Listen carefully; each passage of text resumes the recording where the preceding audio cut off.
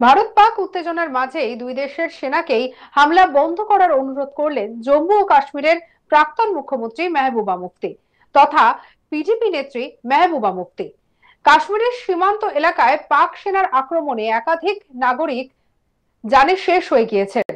দুই দেশের সংঘর্ষের মাঝে জনসাধারণের বলি হওয়ার ঘটনা তুলে ধরে সাংবাদিক বৈঠকে আবেগপ্রবণ হয়ে পড়লেন মুফতি। আর তারপরেই উঠতে শুরু করেছে প্রশ্ন, পেহেলগামে যখন ২৬ জন নিরীহ মানুষের জীবন চলে গেল তখন পাকিস্তানের বিরুদ্ধে তো কিছু বলতে শোনা যায়নি তাকে। এখন যেই পাকিস্তানের গায়ে হাত পড়েছে তখন ন্যাকা কান্না জুড়ে দিলেন।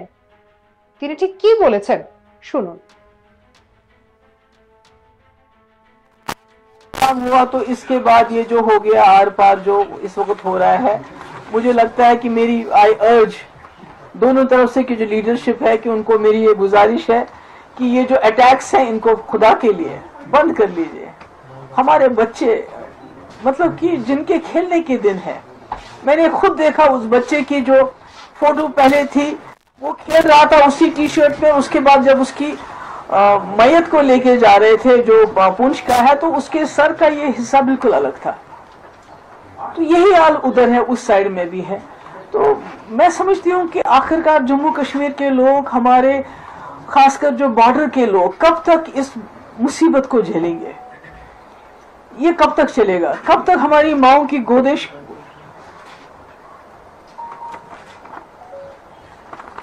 कब तक ये खाली हो जाएंगी? इस तरह की जो जंगी जुनून है दोनों तरफ से, अब तो ये भी हो गया है कि दोनों तरफों ने कहा, हमारी तरफ से ये कहा जा रहा है कि हमने वहां मिलिटेंट्स के कैंप उड़ाने देने थे और वो हमने उड़ा दिए,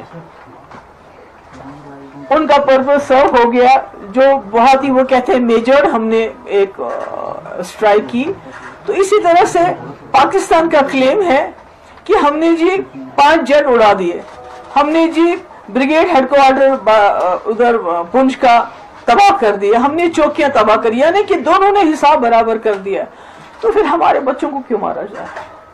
हमारे लोगों को क्यों इस तरह से उनका खून क्यों बहाया जा रहा है? तो मेरी गुजारिश है, आई अपील, मैं वहां की लीडरशिप को भी अपील करना चाहती हूँ। यहाँ प्राइम मिनिस्टर मोदी जी आपने खुद कहा था कि आजकल के अब जो वक्त है, जो एरा ऑफ वार खत्म हो चुका है। जब आपने यूक्रेन के मसले में बात की, आपने कहा era of war is over, अब डायलॉग जो पॉलिटिकल इंटरवेंशन की जरूरत है।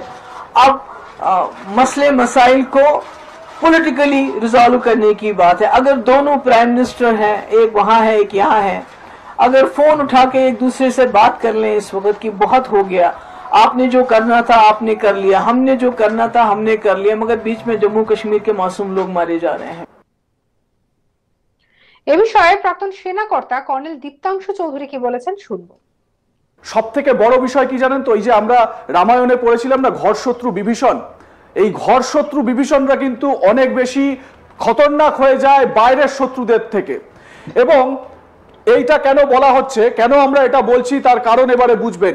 আপনারা জানেন যে এই অল পার্টি মিটে সবকটি রাজনৈতিক দল তারা ভারত সরকারকে সমর্থন জানিয়েছে, ইন্ডিয়ান আর্ম ফোর্সেসের সমর্থনে তারা কথা বলেছে এবং তারা বলেছে যে ভারতের যা অ্যাকশন তার সঙ্গে তারা রয়েছে।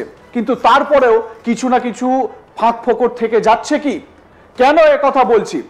মেহবুবা মুফতি পিডিপি নেত্রী, জম্মু কাশ্মীরের একসময়ের মুখ্যমন্ত্রী এবং ভারত সরকারে একসময় স্বরাষ্ট্রমন্ত্রীও ছিলেন।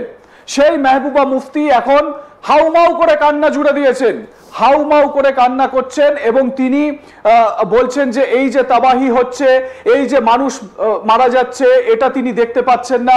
এটা কেন হলো? দুদেশের প্রধানমন্ত্রী একটা ফোন করেই তো সবকিছু সমস্যা মিটিয়ে নিতে পারতেন, এখন তিনি এই কথাগুলো বলছেন। ভারতবাসী হিসেবে আমার তো রক্ত, এইটা দেখে রক্ত ফুটছে। যেদিন এই 26 সাধারণ পর্যটক যারা কাশ্মীরের গেস্ট, যেখানে উনি এক সময় চিফ মিনিস্টার ছিলেন, মুখ্যমন্ত্রী ছিলেন, সেইখানে বলা হয়েছে যে শান্ত কাশ্মীর এবং কাশ্মীর চলে ট্যুরিজমের ওপর।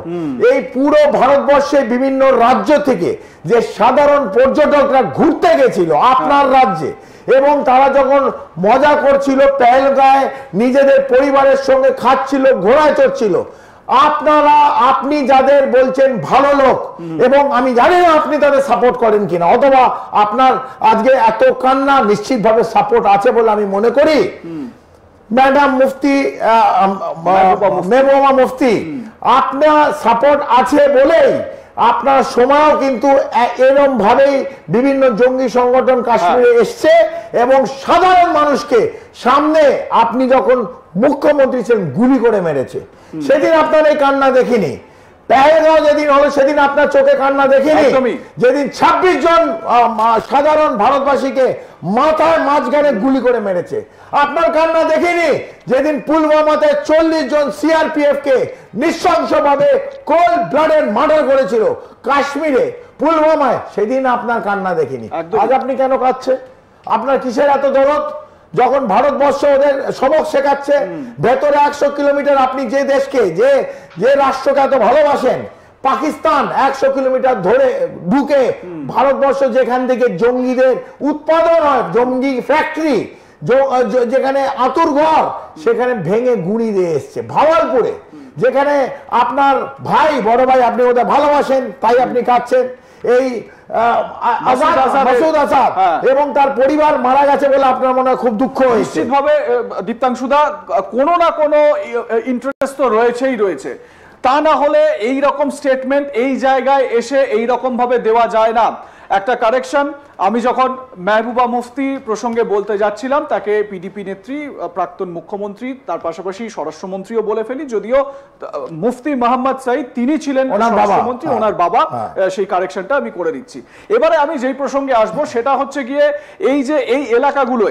এই এলাকাগুলোয় কাজ করতে গিয়ে ইন্ডিয়ান আর্মিকে কি সমস্যার মুখে পড়তে হয়েছিল যখন এই মুফতি মেহবুবা মুফতির সরকার, ওমর আব্দুল্লাহ, তার আগে ফারুক আব্দুল্লাহ যখন মুখ্যমন্ত্রী ছিলেন, সেই সরকারের সময় আপনি দীর্ঘদিন সময় ছিলাম, ওই সময় ছিলেন 92, 93, 94, 95, যখন আমি পুঞ্চে ছিলাম 100 গজ দূরে লাইন অফ কন্ট্রোলে, তারপর কাশ্মীরে ছিলাম 98, 99 এই কারগিলের আগে, তারপর আমি চলে যাই 2000 এবং 2000 আগে 1999 কারগিলের পর এবং 2000 সাল তখন লেহ লাদাখ, এই complete area, Jammu, Poonch, Rajouri, mender, ওদিকে শ্রীনগর, সেখানে কাজ করতে গিয়ে আপনাদের কি সমস্যা হতো? দেখুন, সমস্যা তো আমি আবার বললাম, এই যেখানে সরকার, কাশ্মীর, জম্মু কাশ্মীরটা কয়েকটা পরিবারের হাতে ছিল, কয়েকটা পরিবার। এই আপনি যে পরিবারের নাম বললেন, আমি রাজনীতির মধ্যে যেতে চাই না, আমার সেই রুচিও নেই।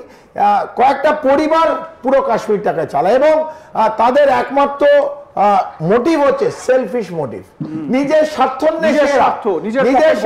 স্বার্থন্বেষী, এবং তাদের কাছে কোটি কোটি কোটি কোটি টাকা এই বিভিন্ন এডের দ্বারা বিভিন্ন জায়গা থেকে, এবং কোথা থেকে আসছে ভারত সরকার তার ইনভেস্টিগেট করবে, আমি বলতে পারবো না।